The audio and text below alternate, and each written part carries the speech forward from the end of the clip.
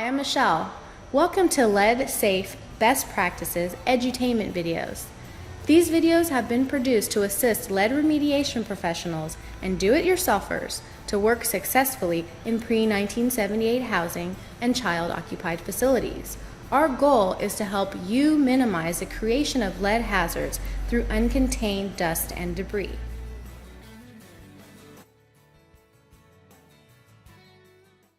Hi, and welcome to Module 5, where we will be discussing key issues concerning work practices. We will look at why traditional renovations create airborne leaded dust.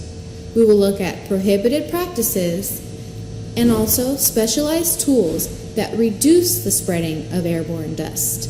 Finally, we will look at how to protect yourself using personal protective equipment, also known as PPEs. We will also go over good, clean, as-you-go practices. The key message we want you to take out of Module 5 is that traditional renovation, repair, and painting practices produce dust, while lead-safe practices reduce dust. This makes renovation, repair, and painting safer for workers, residents, and especially children.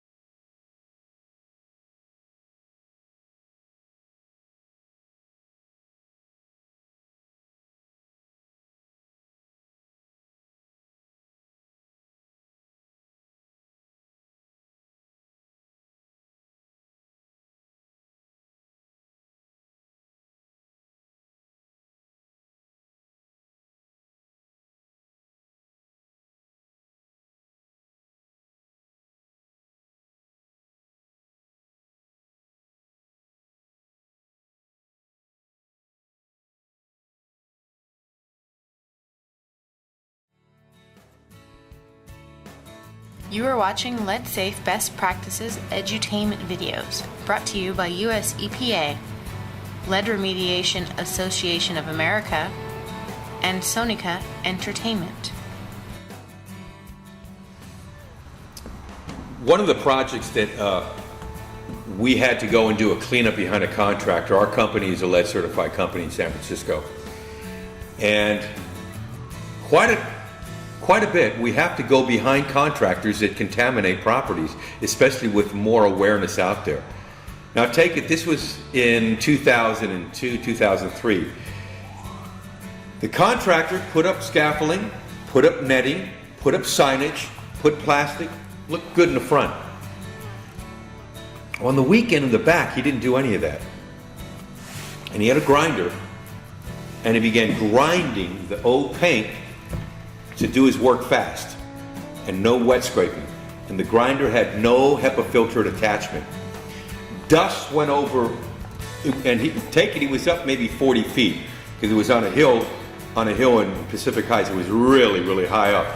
So when the dust came out from his grinder, it went over 6 backyards. And this had to be about 10 o'clock in the morning. And there was a neighbor who happened to be a gynecologist. She was having her coffee in the morning, just reading the paper, and noticed and heard the grinding, and noticed all this white dust over all the backyards. And she looked at it, she called her husband, she goes, I can't believe this. It looks like almost snow in the back. That much dust was generated by this guy's grinding. Well, she called the city inspector. City inspector came out there and had a lead inspector go out and take samples of the dust. And the samples of the dust was 220,000 parts per million of lead in that dust. And it was over 6 backyards. Our company, Rhapsody Painting and Environmental Services of San Francisco, was called in to do a cleanup of these backyards and of the interior of all the properties and the walkways, the alleyways, the basements. It was so expensive just to do the cleanup, and there was replacements of trees, and it was just, I have never seen a cleanup at this magnitude and a contamination from one painter, and the painter did not have insurance. The owner had to pay for the whole bill of the cleanup of 6 neighbors, and we cleaned up from the attic, all the bedrooms, all the hallways, every kitchen, bathroom, all the way down to the wine cellars of every unit of every house, and have clearances so that years later, not one neighbor could say, well, I was lead contaminated because of this happened on this date 2 years ago.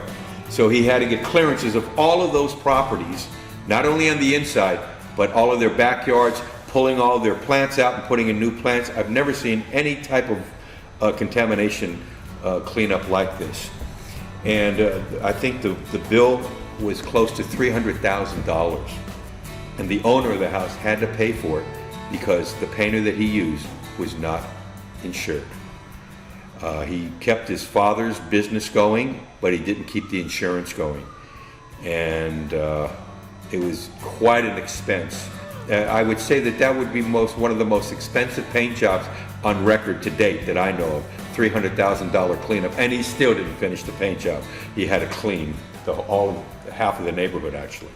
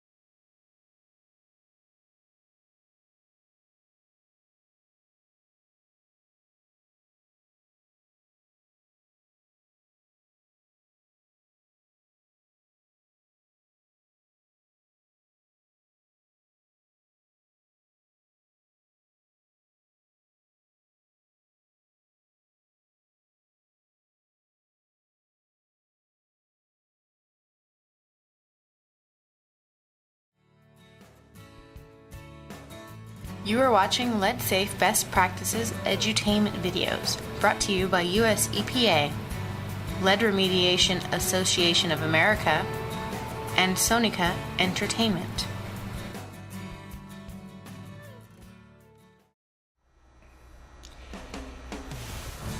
I've been doing lead work now since 1996, and I've been teaching the lead course for the Department of Health, California Department of Health, for since 97, mid 97, 98.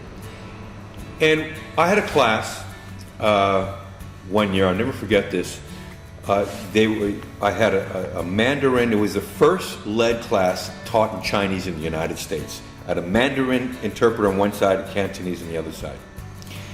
Proceeded to teach the class. It was a 32-hour class, a worker class at that time. And we went through it. It was great. I had a lot of communication with my interpreters and stuff. It was great.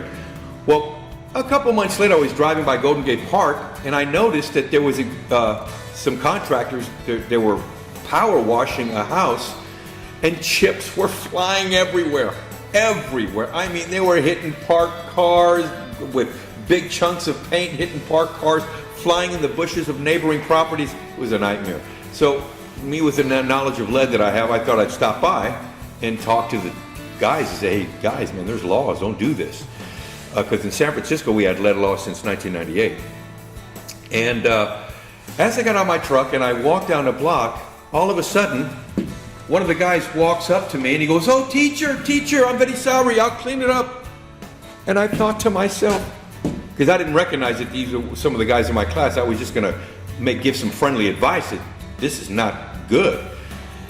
And I realized that this worker who took the class did not take to heart what he was doing, and possibly because he bid the project low, because he bid it low, he had to do it fast.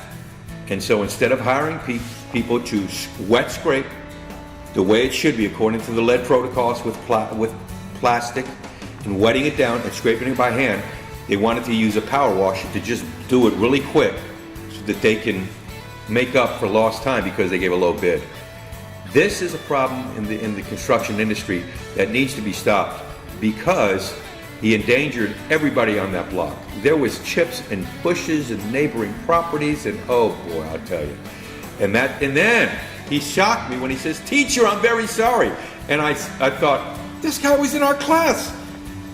So, when you learn in this class, take it to heart. These containment systems are established for a reason.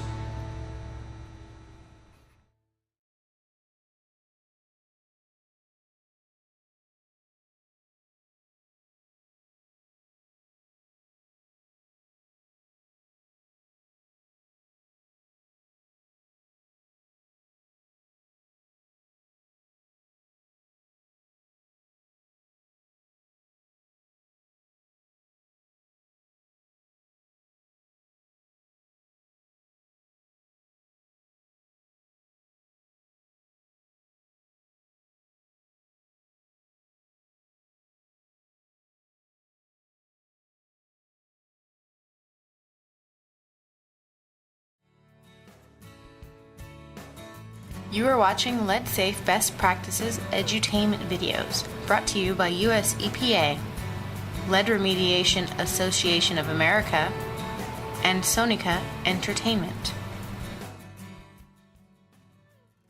Why do we use HEPA filter vacuums? Why? Well, the filtration of a HEPA filter filters 99.97. Only 3 microns get through. So it protects the environment. And we've already displayed how fine the dust is of lead and the residue that's left behind in dust. We need a HEPA filtered vacuum, not a shop vacuum. My goodness, I saw shop vacs in construction sites. They're sucking it in one end and it's blowing out the other, the fine stuff. And that's the stuff that hurts the kids.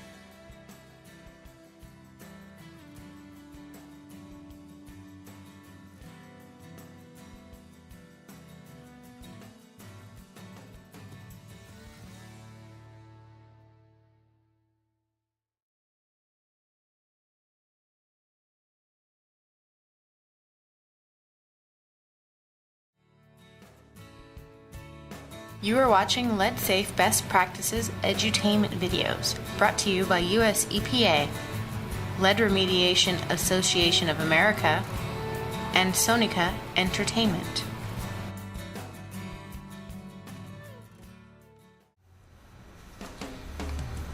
Half-face HEPA filtered respirator.